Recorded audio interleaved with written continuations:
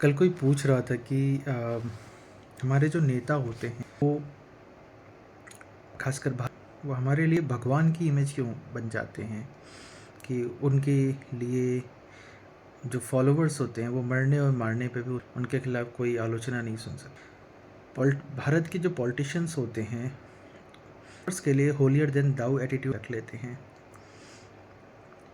एक बड़ी घटना हुई अभी कुछ दिन पहले कि एक बड़े भारत के विशिष्ट नेता राजनेता किसी झोपड़ी में जाते हैं, किसी गरीब महिला के घर, और वहाँ वो चाय पीते हैं।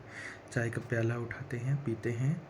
पीने के बाद क्या होता है कि वो जो महिला को वो कप देते हैं और महिला उस कप के प्याले को भगवान श्री राम के प्रतिमा के बगल में रख देती हैं। तो लोगों ने उनसे प्रश्न पूछा कि भाई आप हमारे आराध्य भगवान श्री राम के बगल में उस राजनेता की जूठन क्यों रख रहे हैं।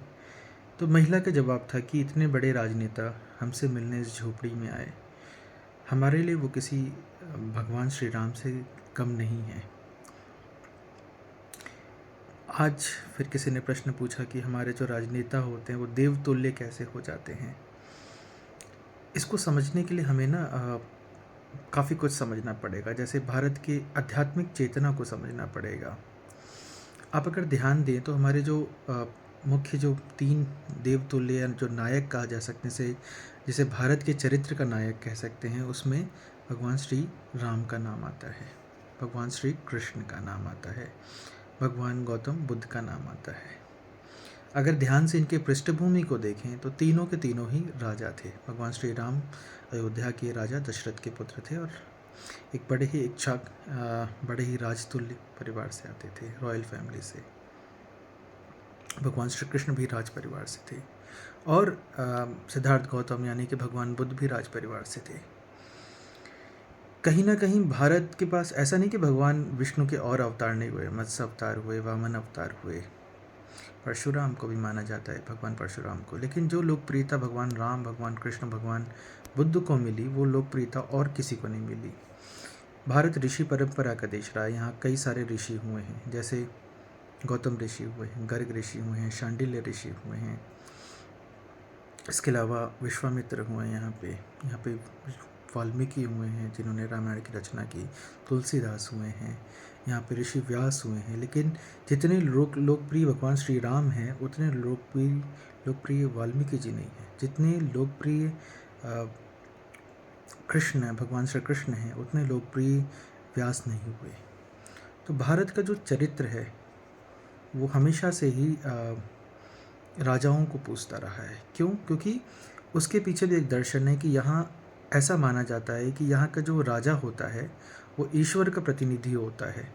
जब वो ईश्वर का ही प्रतिनिधित्व कर रहा है तो जनता की जो मेमोरी है, एक बड़े दार्शनिक रहे हैं, भारत के ही रहे हैं लेकिन लंबा समय विदेश में बिताया है, वो कहते थे कि man is just a memory, इंसान केवल स्मृति है, याददाश्त है। तो ऐसी कंडीशन में क्या होता है कि हम, और मेमोरी का मतलब ये नहीं होता कि हम जो कॉन्शियस मेमोरी है, डीएनए भी है। डीएनए इन द सेंस जो एक पीढ़ी दर पीढ़ी नॉलेज चली आ रही है। अब जैसे आपके ऊपर किसी ने कुछ पत्थर फेंका या पानी की छींटे फेंके, पहले आप क्या करोगे? अपना बचाव करोगे तुरंत। वो आपकी डीएनए मेमोरी के बेस पे आप काम करते हो तुरंत। आपका हाथ, आपको किसी ने सिखाया नहीं है कि कुछ पत्थर फेंके तो आप बचाव करो। एक छोटे से बच्चे को भी कोई कुछ सिखाता नहीं है, लेकिन वो कई सारी याददाश्त और मेमोरी लेकर पैदा होता है। कुछ नेचुरल रिएक्शंस उसके पास पहले से रहते हैं।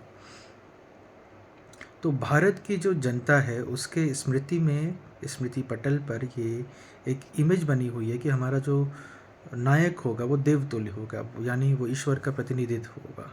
कहीं ना कहीं ये चीज़ें आज भी हैं लोगों की स्मृति में। चाहे तो पार्टियां कई सारे बन गई हैं, राजनेता कई सारे हो गए, लेकिन उनके फॉलोअर्स के लिए, वो अपने अनुयायियों के लिए जो नेता होते हैं वो ईश्वर के प्रतिनिधि आज भी हैं। तो होलियर देन दाऊ वाला कॉन्सेप्ट है। और जैसे पश्चिम में व्यंग्य के तौर पे कहा जाता था कि a king can do no wrong. Bharat में तो पश्चिम ने कहा, लेकिन भारत ने इसे आत्मसात किया है। शायद भारत से ये चीज़ पश्चिम में गई हो। अगर आप एक चीज़ और है, अगर आप देखेंगे भारत के मसीहा, सारे भारत के जो भगवान थे वो सारे राजा थे, राजतुल्य थे। लेकिन पश्चिम में इसका उल्टा था। पश्चिम में जीसस ईसा मसीह चरवाहा के परिवार से थे। उसी तरह से पैगंबर मोहम्मद साधारण परिवार से थे, पैगंबर मोसेस साधारण परिवार से थे। तो पश्चिम ने शायद पश्चिम में डेमोक्रेसी अगर कहा जाए कहने को, तो भारत दुनिया का सबसे बड़ा डेमोक्रेसी है, लेकिन भारत में डेमोक्रेसी नहीं, अधिनायकवाद हावी रहता है। पश्चिम हो सकता है आबादी भारत से बहुत कम हो आज के डेट में, लेकिन कभी आबादी रही होगी।